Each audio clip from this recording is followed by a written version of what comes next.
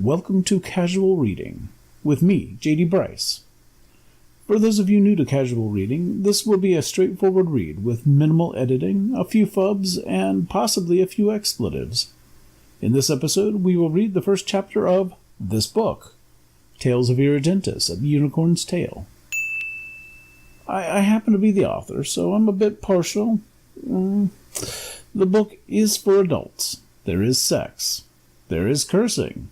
If you do not like these things, turn back now. Otherwise, time is short. On with the story.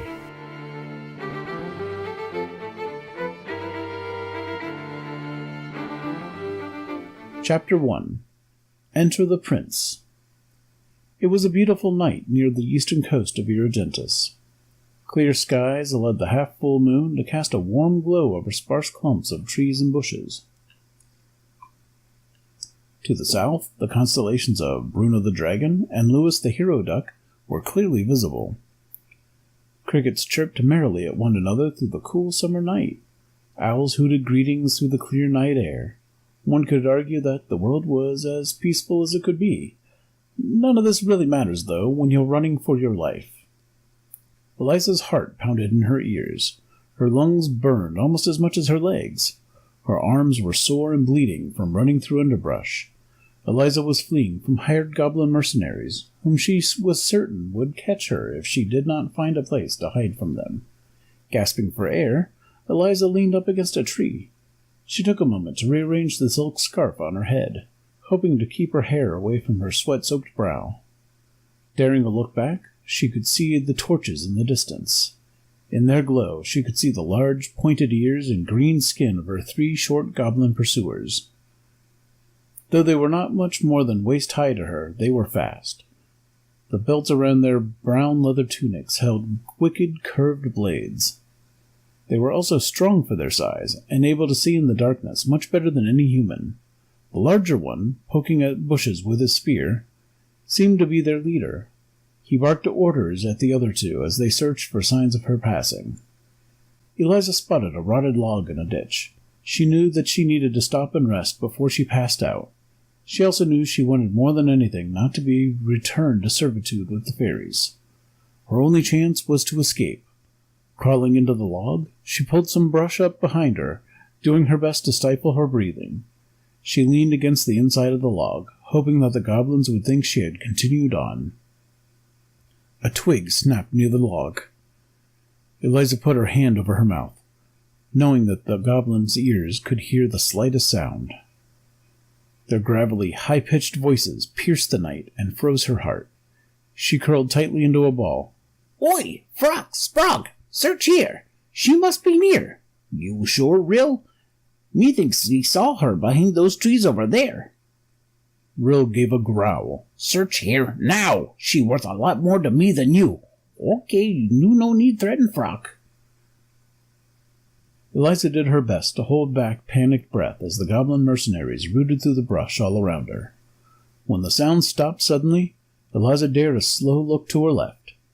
There she saw a goblin's head, leering at her with one good eye and glowing golden in the dim light. "Well, hello, pretty lady." Eliza screamed, kicking as the goblin dragged her out by her ankles. "Sprog not appreciate this. You hurt good eye, Sprog take both yours." A growl of disapproval came from the goblin with the spear. "Oi, Sprog, she worth a lot less if she hurt. Fairies want her pretty. You hurt her bad, I make you uglier. Sheesh, Rill, she kicked like goat we ate last night." They dragged her out to a tree, where they tied her hands behind her. Sprog pulled back the silk scarf on her head, revealing her red hair. "Oi, oi, oi, looky, Rill. Her hair just as pretty as fairy ladies say." They laughed as they untied her and opened her loose shirt, exposing her breasts to the moonlight. Rill nodded in approval. "She's still in good shape. Make fairies very, very pleased. But, lady, you give us too much trouble. We're going to have some fun with you." They laughed as they pulled back her skirt.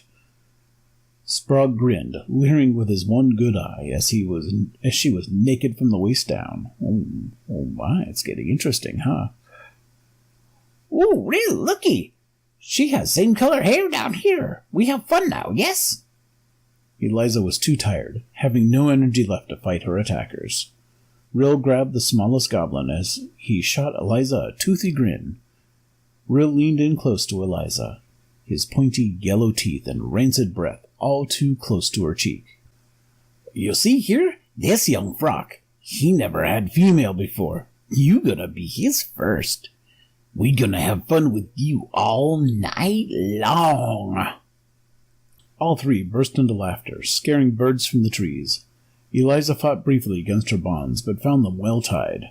She watched in horror as Rill and Sprog held her legs open for Frock, who was unfastening his belt. She could only stare over the lip of the ditch at the moon, hoping it would all be over soon. She almost believed she was imagining things when a shadowy form appeared at the edge of the ditch, blocking the moon. "Unhand the human, you ruffians!" Frock turned around as his belt dropped to the ground. Oi, piss off! You! Turn horse round, and pretend you never see us! Rill pointed his spear at the horse, the rider being too hard for the goblins to see from their angle in the ditch. Oi, you listen now, or I'd carry your head off on my spear! The rider seemed unaffected by the goblin's threats. "Last chance, Shorty. Let her go." Oi, me not short, proclaimed Frock. You'll make me angry. Leave now, or we find out how you taste. "Don't say I didn't warn you, Pipsqueak." His horse rose on its back legs, then gave a loud cry as it leaped into the ditch. Dust was quickly stirred up, obscuring the scuffle from Eliza's view. Eliza heard the sound of horses' hooves in the brush. First she heard the sound of Sprog's screams arc in the air from her right to her left. Then Frock's high-pitched squeal as he arced over her head from the left to the right. Eliza could only imagine the strength of the man who was acting as her hero. Eliza's hopes grew as he seemed to be winning. There was a thud against the tree. The dust was clearing enough to see Rill pinned to the tree by the horse. But it was not a horse. There was no rider to be seen. Eliza wondered if she was just that exhausted, because what held Rill to the tree was a unicorn. It was white all about, with tufts of black fur at its chin and silvery hooves. Its mane and tail shone like silver in the moonlight. Its eyes were a deep purple. The unicorn's horn was as black as obsidian and smooth as glass. The horn now pinned Rill painfully to the tree by his shoulder. Rill howled in pain, gripping the horn with both of his hands, trying to remove it. The unicorn gave a short snicker and a snort, then said, "I would not touch that if I were you." Rill looked down in amazement as his penis poked hard at the inside of his tunic. Oi, my balls! It hurts! The unicorn snorted, the warm air visible in the cool night air. "Here, let me help you forget the pain." The black horn was removed but for a moment, then was raised up suddenly under Rill, striking him in the balls and sending him over to where Frock laid on the ground. Rill stood, his eyes wide. Oi, it hurts so bad! I need to fuck something! Seeing nothing more convenient than Frock, Rill grabbed him by the hips and began to relieve his urges with repeated vigor. Frock screamed in pain, trying to escape the brutal anal invasion from the much stronger goblin. The unicorn chewed at the ropes holding Eliza's hands until they came loose. Eliza freed her wrists, rubbing the numbness until they were back to feeling again. The unicorn leaned down and looked at Eliza. "Can you flee, human?" Eliza stood. Her legs were shaky. I think so." She tied her shirt closed and arranged her skirt. The elegant creature turned to the side. "Can you ride me?" Eliza looked him over. She had been riding horses all her life, but this had to be a first, possibly a first for any living human. She nodded at the creature, still not sure if she could believe what she was seeing. Even being as large as the stocky horse that used to pull the produce cart on her family farm, it elegantly knelt to allow her to get on. She swung her legs over, arranging herself on the animal's back. A shrill scream came from the side as Sprog came running at them, brandishing his curved blade. The unicorn swiftly dipped its head, catching the goblin by the crotch and flinging him onto the other two. Sprog stood up, holding his crotch and looking about wildly. He lifted his tunic, exposing his now swollen penis. He grabbed Rill by the hips and began thrusting. Ow, ow, oi, it hurts, ow, ow, oi. Eliza could only watch with her mouth wide open. She was not sure what was happening. The unicorn turned and started walking away. It chuckled as it looked back. Do not worry about them. They will be like that for a while. Eliza could not help but look back at the goblins as their pained three-way shrank into the darkness. Their howls and shrieks pierced the night for some distance. She settled for leaning against the neck of the unicorn. His warm, soft mane was a welcome place to rest her weary body.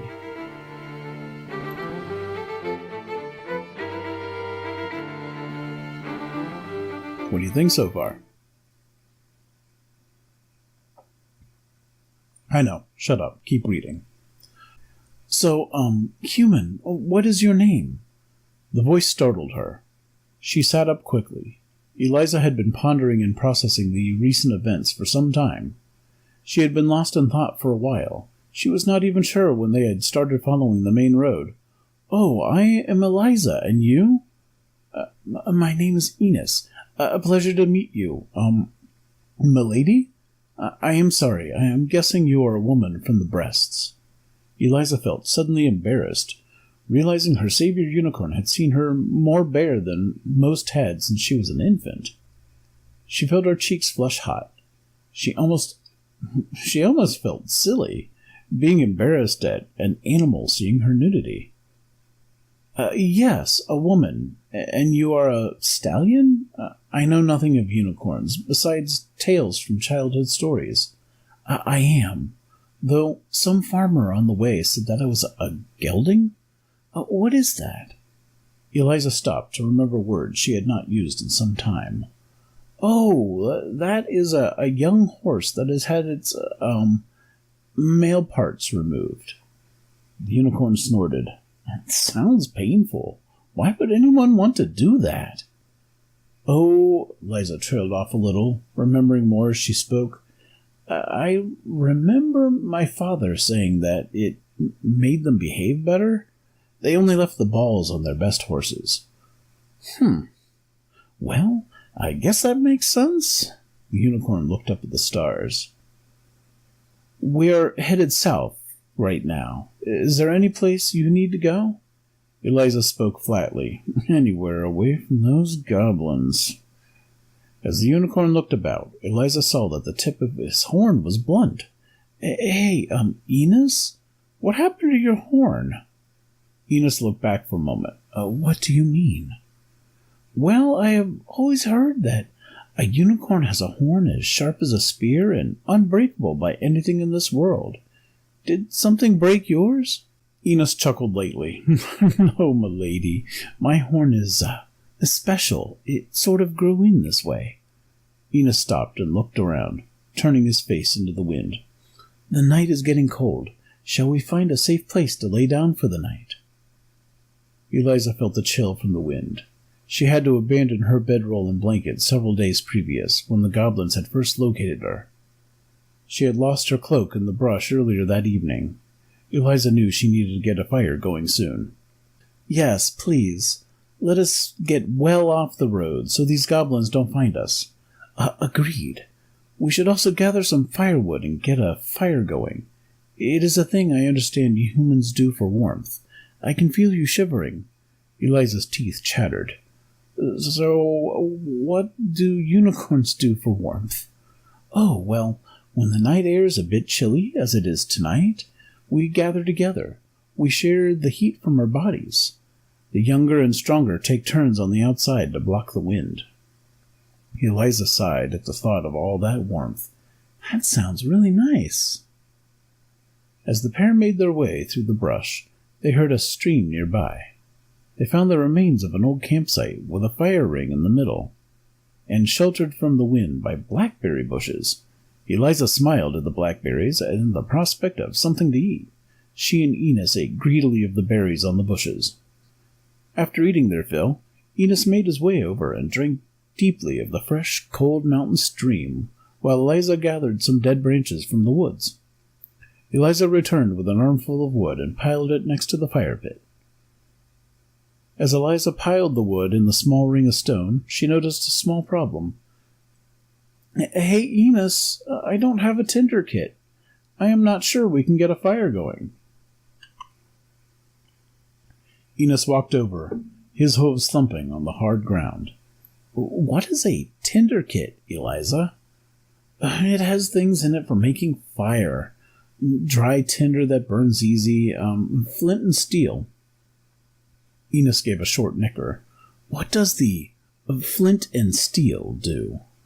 Eliza stood up, huffing in frustration. "It makes sparks that catch the dry wood and set it on fire." Enos walked over to the fire pit. "Pile some of the leaves near the bigger rock over there." Eliza did as he asked, piling the dry leaves and twigs on the side near the large stone. "Good. Now stand back." Eliza stood a good 10 paces back. Her mind raced on thoughts of what Enos might be doing to light the fire. Magic words? Beams from his eyes? Summon forth a fire elemental? Instead, Enos leaned his horn down and stroked it hard against the stone. The sparks were large and quickly ignited the tinder. Enos backed away, allowing Eliza to tend the new fire. After a few minutes and a few branches, a cozy warm fire worked its heat into Eliza's skin. Enos settled down in the grass near the fire, with his left side toward the flames. Eliza scooted over to lean against his side. "Is this okay, Enos?" "Oh, sure. You humans like sitting up against things like chairs and trees, correct? I have seen a few of you doing that." Eliza settled against Enos's warm left side, sitting with him behind her and the fire in front. She pulled the silk scarf down the back of her head, shaking loose her red hair. Using the scarf as a small blanket, she draped it over her arms. "Yes, in fact, this is very nice." Enos looked back at Eliza. "Your mane is pretty. I have never seen a red mane." Eliza gave Enos a puzzled look, then realized what he meant. "Oh, my hair! Well, thank you, Enos." "Quite welcome. We unicorns do not have red manes. The mares would be full of envy for your, hair." After a few moments, Eliza put her hands behind her head and looked at the sky. The stars were quite lovely, and the night sky was free of clouds. She took in a deep breath through her nostrils, then let it out with a sigh. "Enos?" "Yes, Eliza?" "I never properly thanked you before. I owe you for saving me from the goblins. It only seemed right. They were overpowering you, and you were not able to fight back. Still, I thank you. What can I do to repay you?" Enos bent his neck to the left so he could look at Eliza. "Well, if you might be traveling south, I could use a guide. Your land is strange, and I find myself completely lost traversing it. I believe I can help you find your way." "I can," Eliza gasped. At first she was not certain. Then she sat up for a closer look.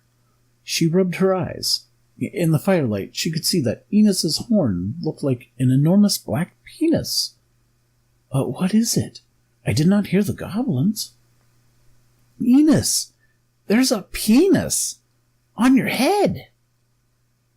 Enos looked up at his horn with a chuckle. "So there is. Would you believe me if I said that I do not have one between my legs?" Eliza looked at Enos, who was smiling with his big teeth exposed. "Is that normal, Enos?" "Well, no. You see, it sort of grew in like that. And my penis in the back never grew past the size of a colt's. It has been like that my entire life." Eliza stared at the penis horn, wide-mouthed and unable to look away. She reached out to touch it.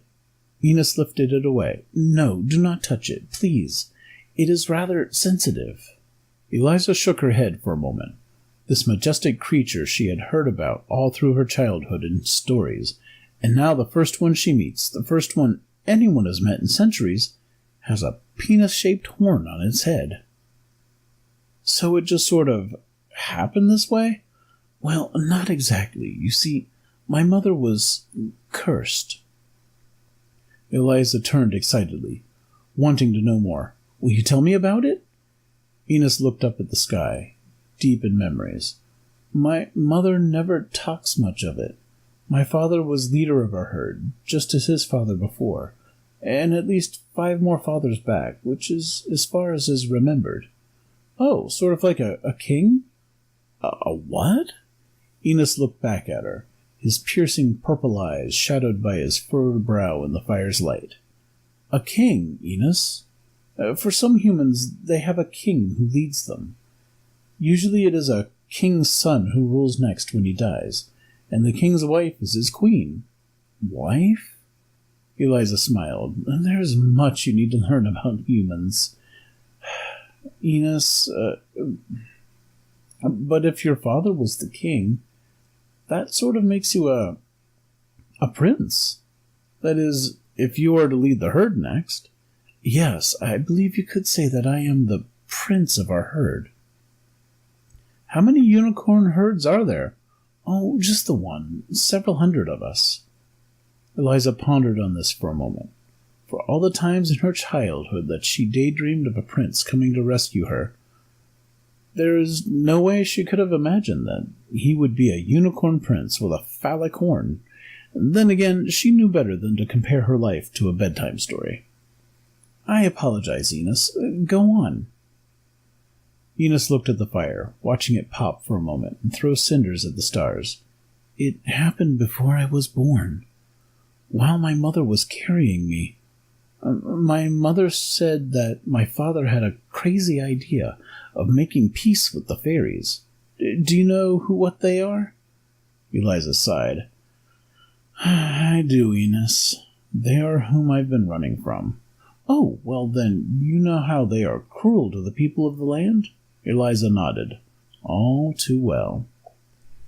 Even though our home in Twilight Vale is protected, my father believed that none should suffer. The birds came to the vale would tell us about the terrible things they do. Eliza turned to look at him. Wait, you can talk to birds? Sort of. Only in the vale, it seems. As soon as I left, their tweets make no sense. Oh, well, go on. Enos cleared his throat. It seemed that there came a day when my father decided we need to stand up for the humans. He went out to meet the queen somewhere near here, but they deceived him. Demona, the queen of the fairies, had set a trap for them. Demona herself slit my father's throat in front of my mother. She watched him die while she could do nothing about it. Eliza put her hand over her mouth as she gasped. That's horrible! You see, while a unicorn is alive, his horn cannot be removed. She waited for him to expire, then cut off his horn. My mother, though, had a stroke of luck.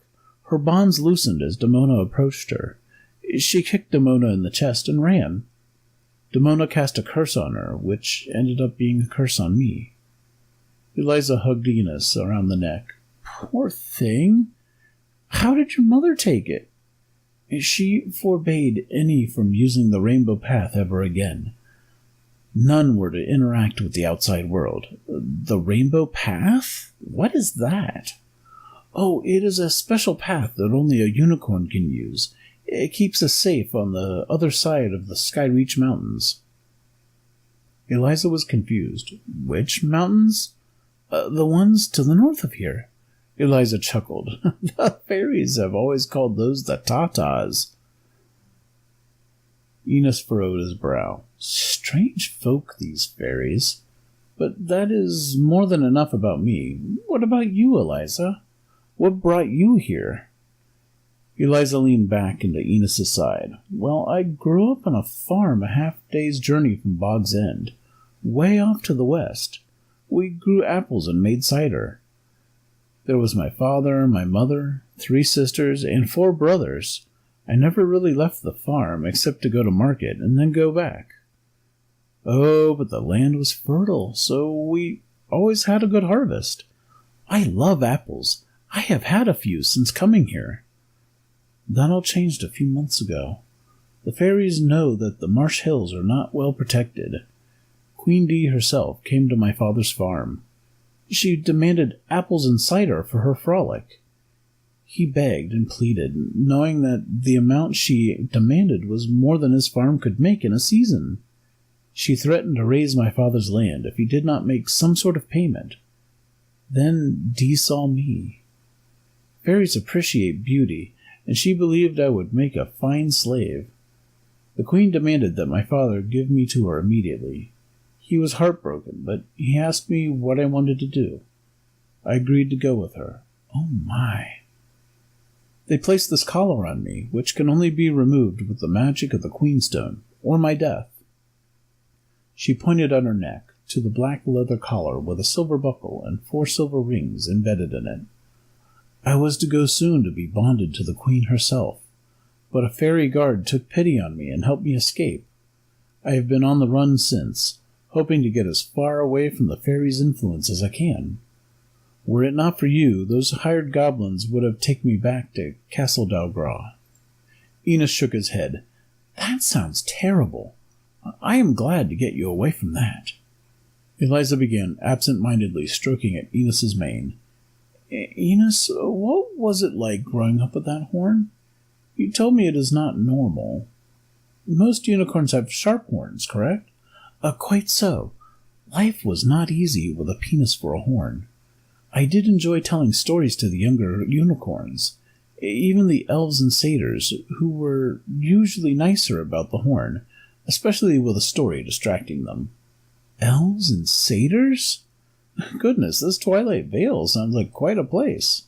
Enos gave a short nicker. He had never before had his mane stroked. It felt so nice and relaxing. Sometimes I try to think of my life like a story, as though it is not me and somebody else lived that life. I feel it helps me forget the pain. Would you tell me that story? I loved stories when I was a child. I still do. Well, please? Well, okay. Now that you yanked my tail about it. Huh? Oh, sorry. That is a unicorn thing. Now, where to start? The night you were born? Enos nodded. That is a good place to start.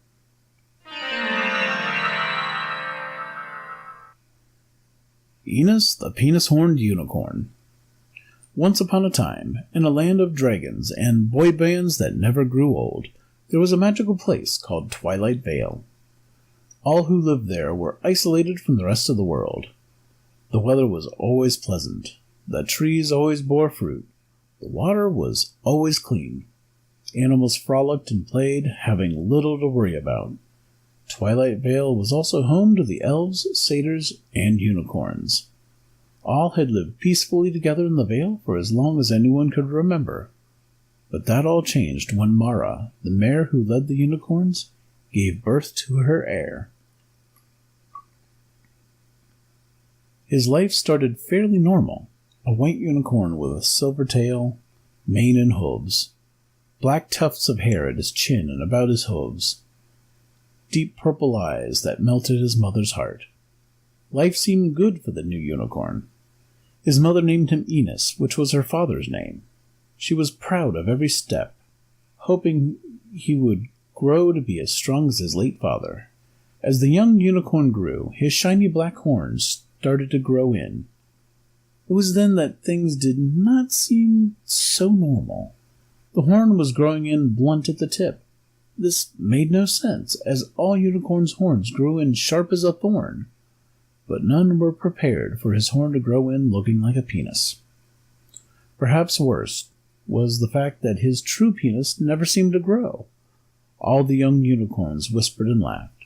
All the older unicorns kept their distance, never having heard of such a thing happening. The elves pointed and scratched their heads. The satyrs only smiled and tried to say he may grow out of it one day.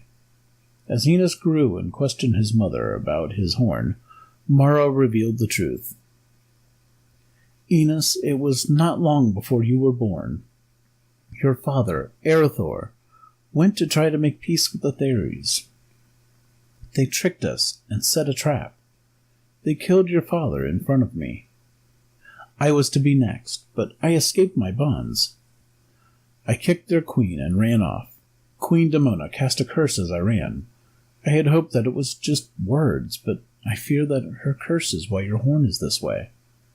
Poor Enos never had an easy time of it. Sometimes the other unicorns would gather in a group, singing a chorus of their favorite song, "Enos the Penis-Horned Unicorn." No matter how many times Enos heard it, their words would make him cry and hurt him deep. However, there was nothing Enos could do about his horn. He had tried desperately to rub his horn on rocks and trees, but a unicorn's horn is harder than any sword or metal. He never even managed to scratch the shiny obsidian-like phallus on his head. He tried covering it in sticks, mud, leaves, and even moss. Nothing ever worked for long. Eventually, Enos gave up on trying to fix his horn.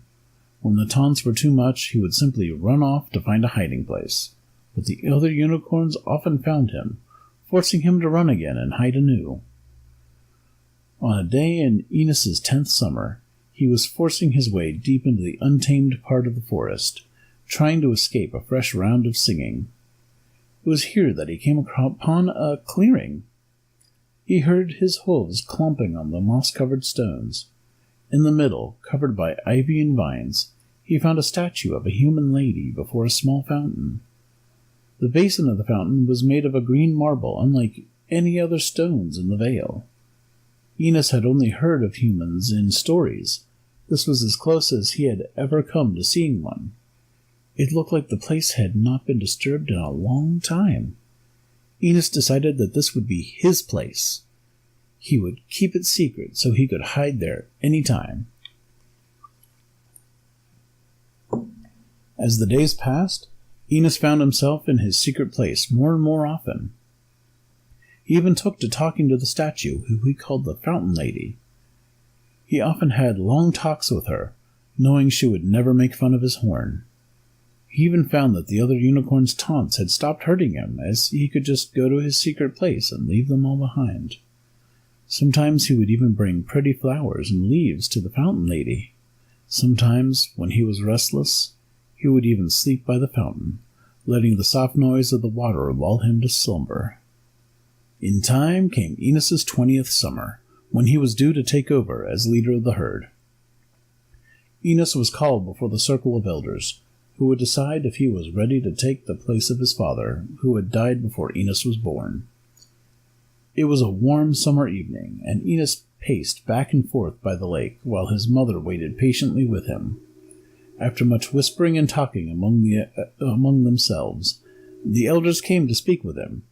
Enos stood proudly before them, trying desperately to clear the lump in his throat.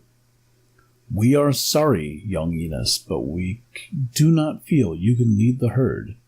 We can accept that you can never have young of your own, but you just do not seem to have the fire of leadership in you." With these words, Enos ran as fast and hard, his eyes blurred with tears. He did not stop until he had reached the Fountain Lady. Enos hung his head over the bowl of the fountain and let it catch his tears. In all the years of teasing and whispering, no words had ever hurt as deep as the elder's denial of his birthright. As Enos watched his tears fall, he swore that the Fountain Lady was leaning over him. Enos looked up to see that the Fountain Lady had come to life. She reached down to him, placing her hand under his chin and lifting his head. She smiled at him. Enos's sobs slowed. "Oh, Enos, I am grateful that you have kept me company for so long. I feel so sorry that you have suffered so much. What has happened to your horn is something that can only be undone by the fairy magic that cursed you. But this horn of yours is special. Never before has fairy magic and unicorn magic been mixed. I wish to help you now." The Fountain Lady touched Enos's neck on the right side. Enos felt a warmth where she touched. Enos looked at his reflection in the fountain to see a small golden shape on his neck. "What is it, Fountain Lady?" "That, Enos, is a heart. It is my symbol. It is also my promise to you. You now carry my blessing. You can use it to stand up to the fairies and break your curse." Enos looked up at the kind woman. "What do you mean?" "You must leave the Twilight Vale, Enos. The world is suffering under the fairies. Only you can stop them. You and your special horn. But how? How do I use it? You will learn in time, Enos. Please, go now. The world needs you. Enos began to walk from the clearing, then turned for a moment. Thank you, Fountain Lady. You are welcome, Enos. You may call me Amarissa. Thank you, Amarissa. I will do as you ask. Enos walked slowly, pondering Amarissa's words to him. He made his way to the edge of the twilight veil. There stood the arch of ancient stones that opened the rainbow path. He knew he was not supposed to, as his mother had forbidden it, but he was ready to use the rainbow path. He heard a unicorn galloping up behind him. Enos looked back to see his mother. Enos! Where in Amaria do you think you are going? Mother, I know what I have to do. Please do not try to stop me. I have to break this curse on me. Mara tried to be furious, but never had she seen such confidence in her son's eyes. She walked over to him, laying her neck across his. I love you, Enos. You may go with my blessing. Please, do your best to return to the Vale, even if you cannot break your curse. I will, Mother. I will miss you. And I will miss you, my child. Enos walked into the arch. A tunnel of swirling colors opened before Enos. He looked back for a moment, then walked bravely into the tunnel. Eliza wiped a tear from Enos's eye. So this is how it all happened? Is it true? See for yourself. Look at the mark. Eliza walked around Enos to look at the other side of his neck. Sure as Enos had told her, there was a golden heart on his neck. It had a faint glow to it, like the warmth of a candle. I guess it's no less strange than everything else tonight. But I do have a question. What is that, Eliza? What is Amaria? Enos looked confused for a moment. Why, that is our land. The land we stand on. Eliza gave Enos a puzzled look. Is that a unicorn thing? We all call this land Erogentis. Enos gave a snort. Maybe. There is so much I have to learn about your world. Up in a tree, Enos heard a sound that startled him. What is that? Eliza chuckled. That is just an owl. You're okay. Are you sure? It sounded quite big. I am certain. Eliza looked at Enos's penis horn. All this trouble in your life over this horn. She touched it gently, feeling how smooth it was. It felt like a stone polished in a running stream. A tingling feeling traveled down her arm, then throughout her body. Eliza backed away suddenly. Eliza, no! Do not touch it! Eliza felt herself getting warm all over. Her groin burned with desire. Eliza started breathing harder. Her heart pounded. Her legs grew weak. Oh, Enos, I warned you, Eliza. Now you will be feeling what my horn can do. I used to touch rabbits in the Vale to make them breed. The entertainment of youth, I guess. Eliza felt the burning of desire continue to grow. She untied her shirt, rubbing her own breast to try to alleviate the rush of lust. Her groin begged for relief. She reached between her legs, rubbing her vagina. I'm sorry, Enos. Is this part of your curse? So it seems. Is there anything else I can do, Eliza? Eliza said nothing as she pulled Enos's head to the ground, grabbing his horn and shoving it within her vagina. Enos tried to resist, but the feeling in his horn was amazing. He had never felt anything like it before. Eliza bucked back and forth on his horn, moaning in desire. Enos felt immense pleasure. The feeling continued to build. Enos was not sure where it would stop, but cared not as he lost himself in the sensation. Eliza's pleasure had reached a peak. She screamed out in orgasm. Enos felt an immense rushing feeling in his horn. Fluid flowed out of his horn. and all over Eliza's legs, glowing like liquid moonlight. Enos and Eliza lay on the ground, gasping for air. Eliza sat up for a moment. She gasped as the collar fell off her neck. "Enos, what just happened?" Enos gasped for air. I honestly do not know."